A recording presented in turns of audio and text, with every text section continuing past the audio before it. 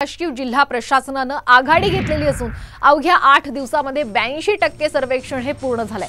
मराठवाड्यामध्ये 62 तर धाराशिव जिल्ह्यामध्ये 82% सर्वेक्षण हे पूर्ण झालंय।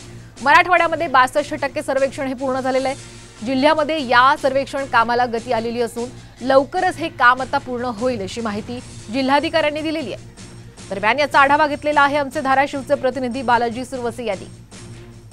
राज्य मागासवर्ग आयोगाच्या वतीने राज्यभरात मराठा समाजाचं आणि खुल्या प्रवर्गातील जे नागरिक आहेत त्यांचं सर्वेक्षणाचं काम हाती घेण्यात आलेलं आहे। जर आपण पाहिलं तर धाराशिव जिल्ह्यामध्ये देखील या सर्वेक्षण कामाला वेग आलेला आहे। या ठिकाणी आपण पाहू शकतो धाराशिव जिल्ह्यातील मी एका गावामध्ये आहे।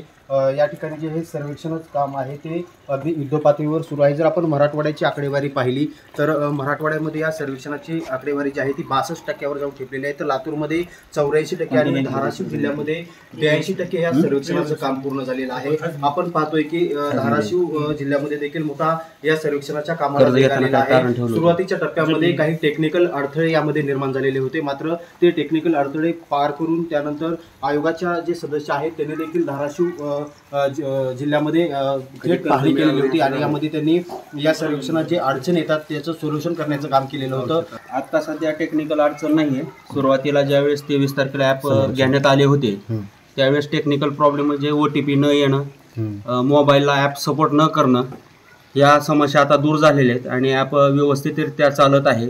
याचं प्रशिक्षण माननीय जिल्हाधिकारी सचिन ओंबासे साहेब यांच्या मार्गदर्शनाखाली उपविभागीय अधिकारी पाटील साहेब तसे कळमच्या तहसीलदार मनीषा मेने जोगदंड मॅडम यांनी आणि त्यांच्या टीमनं अतिशय उत्तम असं मार्गदर्शन केल्यामुळं हे सर्वेक्षण उत्तम प्रतिसाद कसा मिळतोय, कसं एकंदरीत बघतो? लोकांचा प्रतिसाद या बाबतीत चांगला आहे आणि व्यवस्थित उत्तरं लोक या सर्वेक्षणासाठी देत आहेत।